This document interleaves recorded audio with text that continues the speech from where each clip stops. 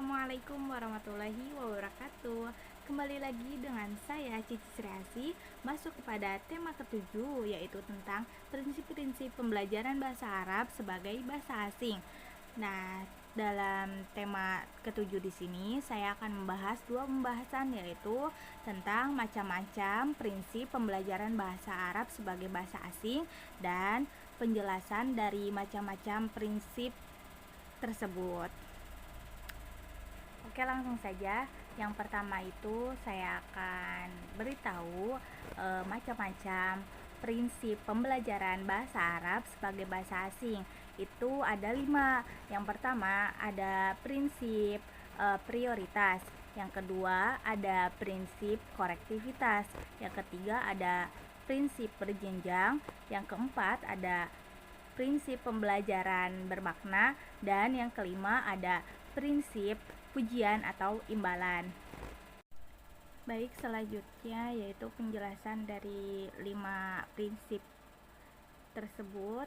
Yang pertama itu tentang prinsip prioritas. Prinsip prioritas itu penyampaian materi pengajaran dalam pembelajaran bahasa Arab harus memperhatikan prinsip-prinsip prioritas, yaitu mengajarkan, mendengarkan, dan bercakap sebelum menulis. Nah, pada prinsip prioritas di sini ada 2 hal yang harus dijabarkan lagi, yaitu yang pertama ada prinsip mendengar dan berbicara terlebih dahulu sebelum menulis.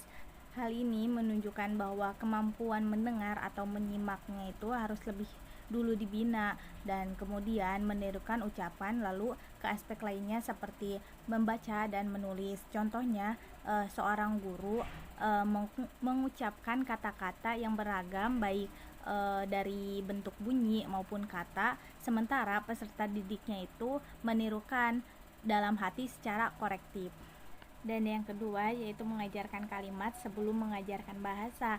Dalam mengajarkan di sini sebaiknya mendahulukan struktur kalimat atau nahwu, kemudian struktur kata atau sorof.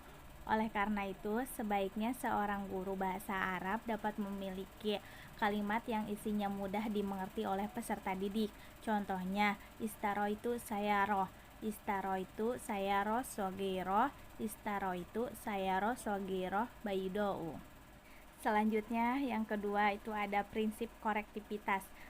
Prinsip ini diterapkan ketika sedang mengajarkan materi fonetik, sintaksis, dan semantik.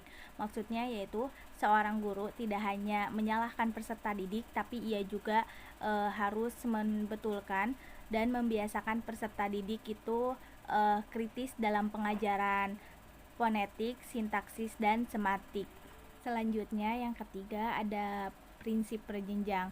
Jika dilihat dari sifatnya, ada 3 kategori prinsip berjenjang.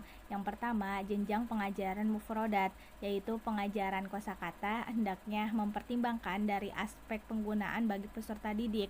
Aspek tersebut diawali dengan memberikan materi kosakata yang banyak untuk digunakan dalam keseharian, dan juga berupa kata dasar. Yang kedua, ada jenjang pengajaran qawaid, yaitu baik qawaid nahwu ataupun sorof juga harus mempertimbangkan kegunaan dalam percakapan sehari-harinya.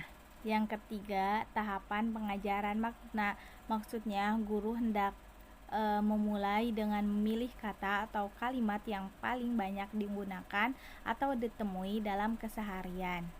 Selanjutnya, prinsip yang keempat yaitu ada prinsip pembelajaran kebermaknaan. Prinsip ini meyakini pentingnya faktor dalam belajar untuk menjadikan peserta didik menyerap pelajaran secara lebih lama daripada belajar secara hafalan. Yang terakhir, prinsip kelima yaitu prinsip pujian atau imbalan. Prinsip ini menegaskan bahwa manusia secara universal terdorong untuk melakukan sesuatu karena adanya imbalan. Contohnya, seekor lumba-lumba yang cerdik dalam sebuah sirkus mau melakukan perintah pawangnya semata-mata karena adanya imbalan, yaitu makanan. Mungkin itu saja yang dapat saya sampaikan pada materi tema ketujuh ini. Kurang lebihnya mohon maaf. Wassalamualaikum warahmatullahi wabarakatuh.